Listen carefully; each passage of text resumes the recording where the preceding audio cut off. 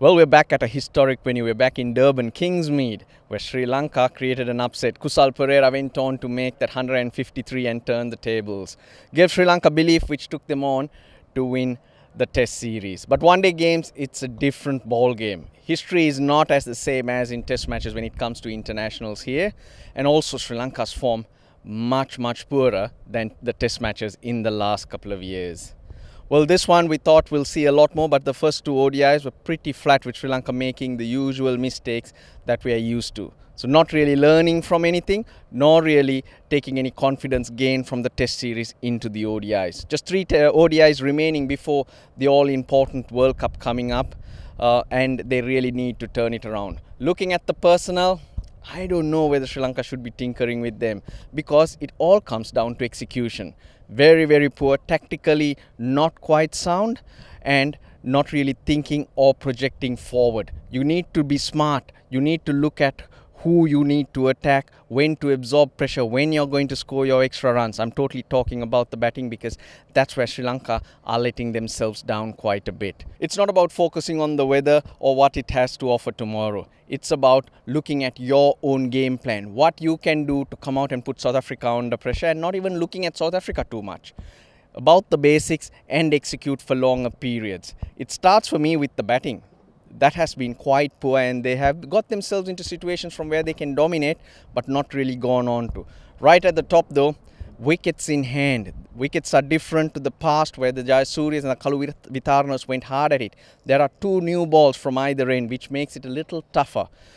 Consolidating for the first 10 overs, probably hitting targets of 45. If it goes well, you're on your way, and then looking to dominate in the middle overs and setting it up for the last 10. I think that's what teams are looking to do right now and are being successful. You can catch up later on with the four fielders in the circle up to the 40th over. It's about milking your way through. Sri Lanka, I think, are taking far too many chances early. If you look at Centurion not too many days ago, you straight away saw after they fielded, even ThePapare at the break said there's extra bounce. So that means Sri Lanka have to be careful earlier up. Against Ngidi and Rabada, you needed to be smarter and see that new ball off. That would have helped you get to that target.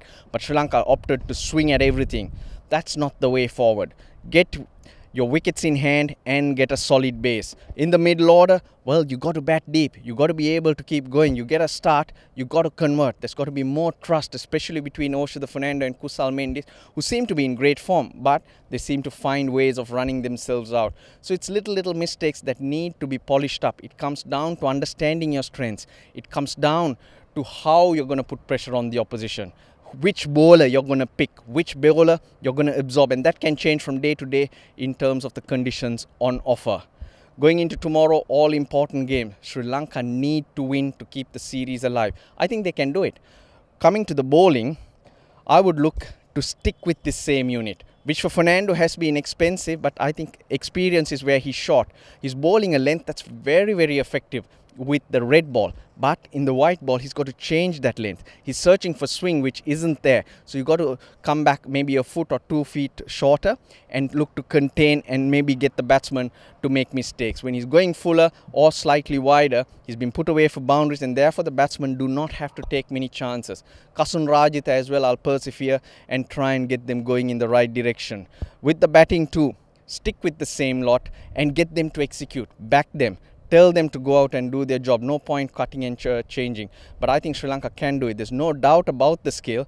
And what they need to do is the big question. I'd say take responsibility. Try and be special like Kusal Perera did in the Test matches and turn it around. It can be done. It surely can be done. It's improbable but not impossible. And Sri Lanka certainly have the skill to go on and turn tables and also get their form right going into the World Cup.